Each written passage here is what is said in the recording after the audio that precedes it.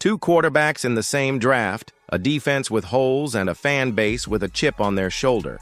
The Cleveland Browns have been the talk of the town this offseason for a questionable pick and a signing that may be more important than it seems.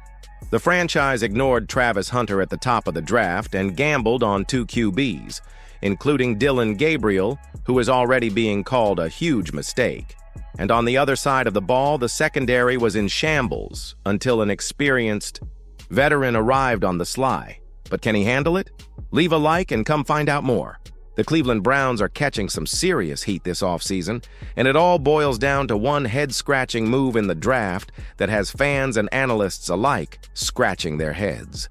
With their cap space tighter than a drum, the Browns had to sit out most of the free agency frenzy, which meant the NFL draft was their main shot to make a splash. And boy, they made waves, but not exactly the good kind.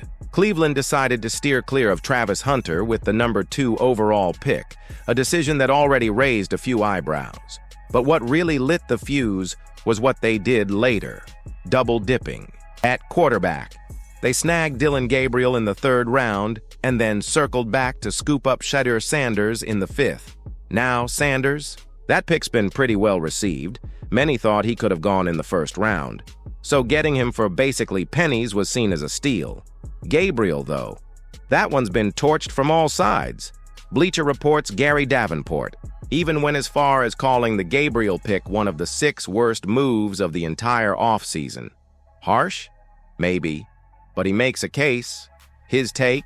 Gabriel has a ceiling of solid backup, and the Browns, who have holes all over their roster, just can't afford to spend a top 100 pick on a guy who might never see the field in a meaningful way. Especially not when they grabbed Sanders just 2 rounds later.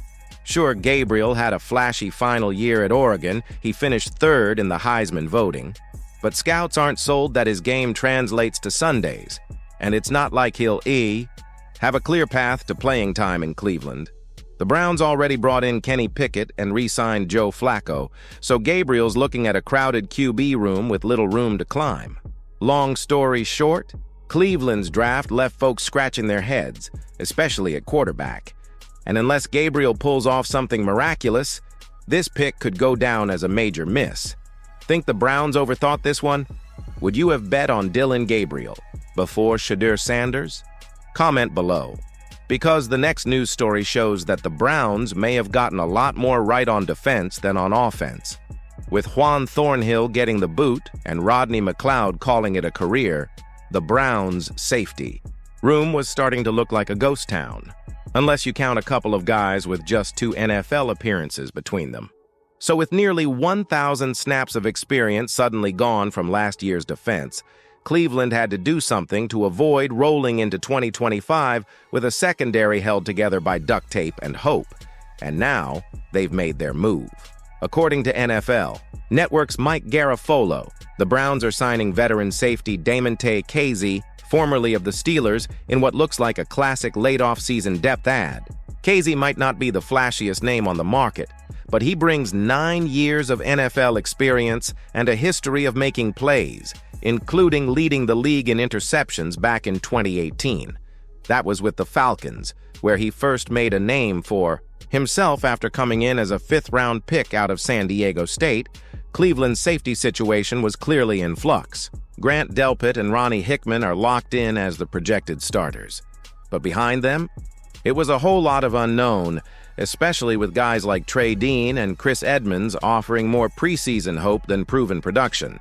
Hickman is expected to take on a bigger role this year, but even then, someone with Kazee's mileage makes a ton of sense. Now let's be real. Kazee isn't coming in to light the world on fire. His 2023 PFF grade was a pretty rough 58.8, ranking him 118th out of 171 safeties. But in Jim Schwartz's single-high, man-heavy scheme, the free safety is all about reading the quarterback and reacting fast, something Kazee has done plenty of throughout his career. This defense doesn't ask safeties to overthink, and that could actually help him thrive in limited snaps. Bottom line, this isn't a splashy signing, but it's a smart, steady one. The Browns weren't going to find a day-one stud this late in free agency, but they got a reliable vet who can step in, help stabilize the back end, and give the younger guys time to develop without tossing them into the fire. Smart move or just plugging a leak? If Gabriel succeeds, it will be a miracle. If KZ holds his own, it will be a huge help. The Browns continue to make mistakes where they shouldn't and patch things up where they can. Rooting for the team has become a test of patience. If you enjoy this type of analysis, subscribe to the channel so you don't miss out on the latest news.